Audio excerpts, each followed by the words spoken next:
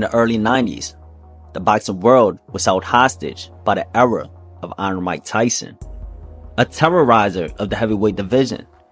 As the youngest heavyweight champion in history, Tyson swiftly ascended to the pinnacle of the sport, becoming the youngest world champion and later undisputed. His reign was marked by a series of devastating performances where he dismantled opponents with ferocious power and unmatched speed, leaving a trail of devastation in his wake.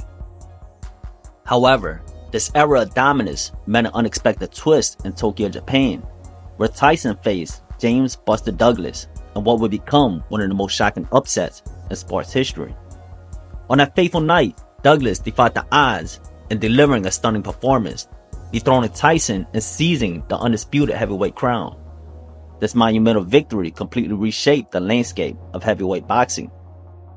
It wasn't long before James "Buster" Douglas found himself facing a new challenger in Evander Holyfield, a contender who had once ruled the junior heavyweight division as the undisputed champion. Holyfield had ventured into the heavyweight ranks with a mission to conquer new heights. Despite the junior heavyweight division often being overlooked as merely a stepping stone between light heavyweights and heavyweights, Holyfield's acumen was undeniable. When the two warriors clashed, Holyfield wasted no time in showcasing his skill and determination. In a display of precision and power, it took him only 3 rounds to dismantle Douglas, claiming the mantle of undisputed heavyweight world champion. Holyfield's victory crowned him as the new king of the heavyweights. The world eagerly anticipated a colossal showdown between a man many regarded as the true heavyweight destroyer, Mike Tyson, and Evander Holyfield, the junior heavyweight champion who had successfully transitioned to the heavyweight ranks. Fans and pundits alike clamored to this epic clash.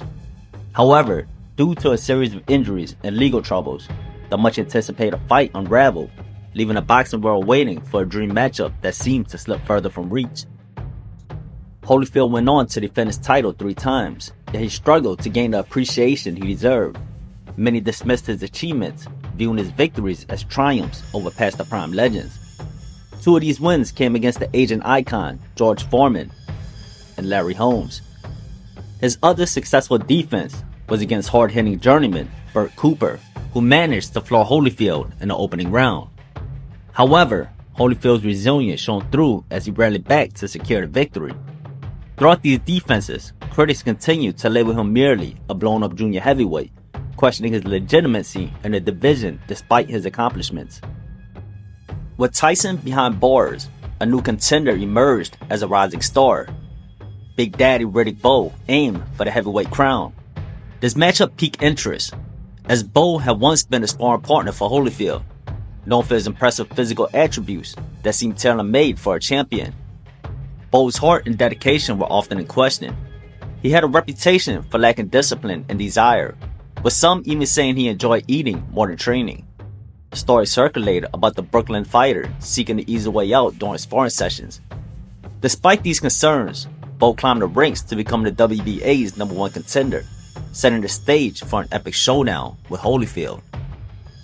This fight was Holyfield's opportunity to solidify his status as the legitimate reigning heavyweight champion, facing a menacing young contender in his prime. Holyfield entered the ring with an impressive record of 28-0, including 22 knockouts. Meanwhile, Big Daddy Bowe boasted a record of 31-0 with 27 knockouts.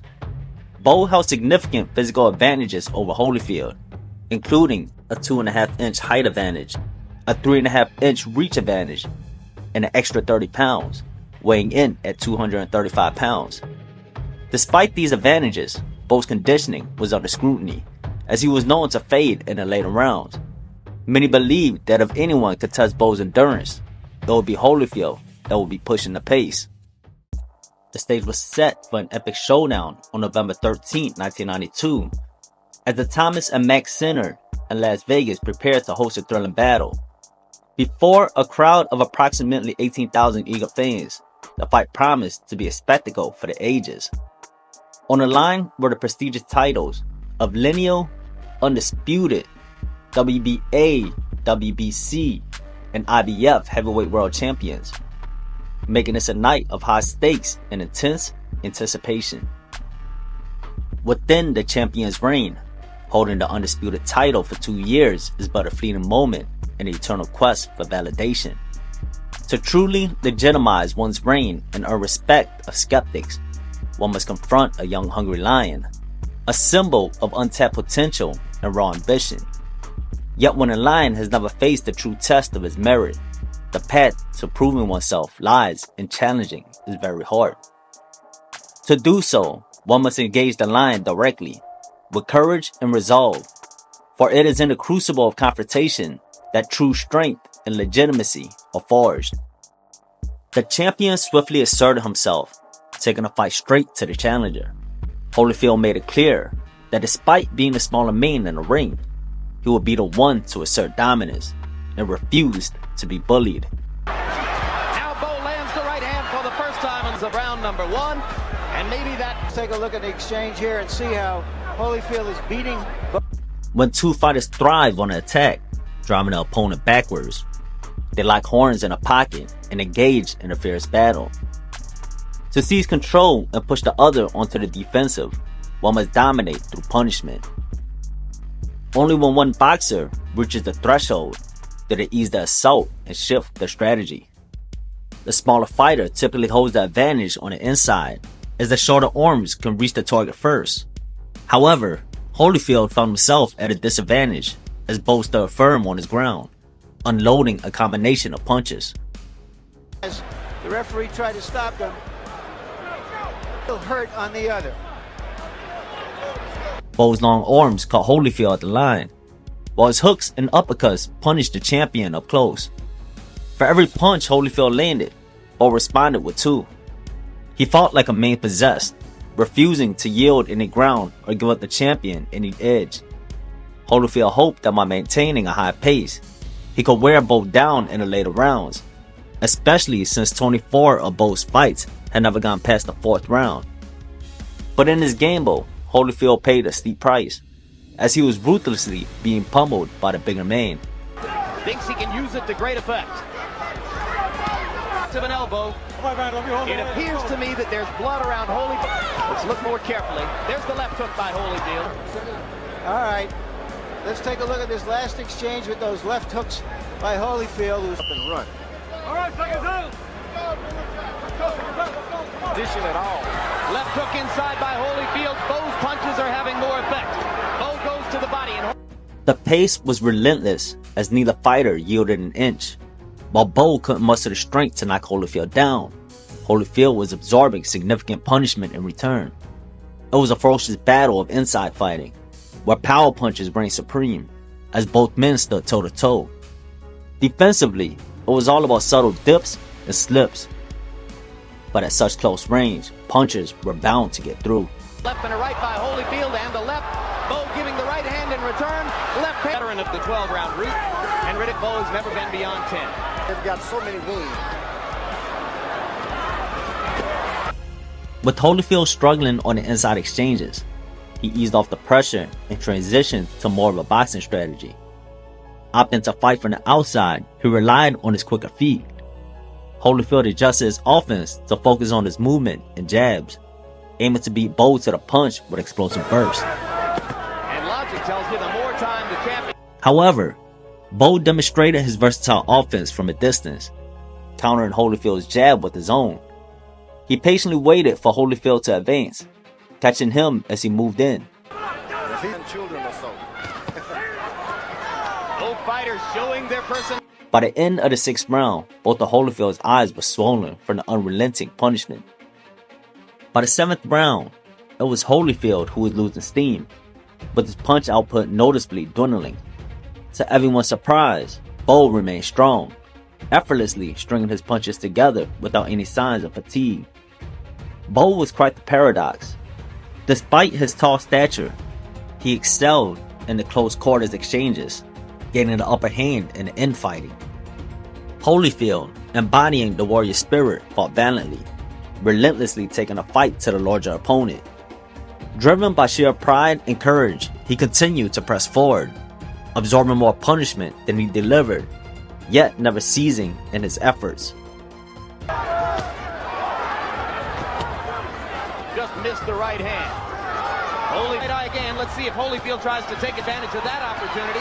He does. Bowe's jab proved to be a silent killer in the fight.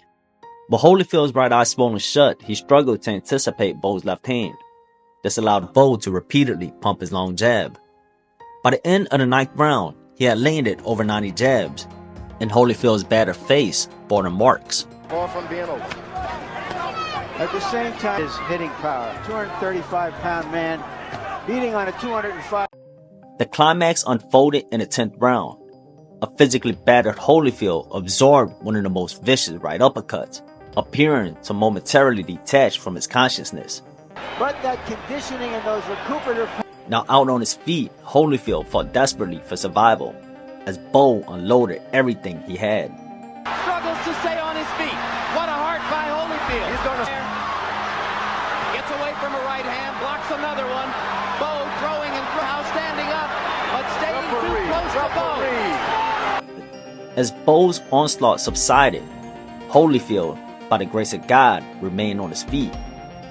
Fueled by courage and a desire for retribution, he began to rally back. With Bowe appearing to have punched himself out, the tables turned, and it was now Bowe fighting to survive the round. The 10th round was heralded as boxing's round of the year. Thoroughbred that man is. I don't know if he's got enough to mount a stretch run. Holyfield, still visibly effective from the 10th round, absorbed another ferocious right uppercut from Bowe in the 11th, resulting in the first and only knockdown of the fight. This moment sealed his fate, as Holyfield needed a knockout to win, yet Bowe remained strong. Despite enduring heavy punishment, Holyfield fought to the very end and finished the fight on his feet. Bowe ascended to victory with a unanimous decision, claiming the title of Undisputed Heavyweight World Champion and embarking on a storied trilogy with Holyfield. Though his accomplishments were grand, his journey was shadowed by controversy, marked by struggles with discipline and management choices. Yet his influence on the sport endures, etching him into the history as one of the era's premier heavyweights. Still a question persists: what if Bowe had embraced greater discipline? How might his legacy have expanded, reaching even greater heights?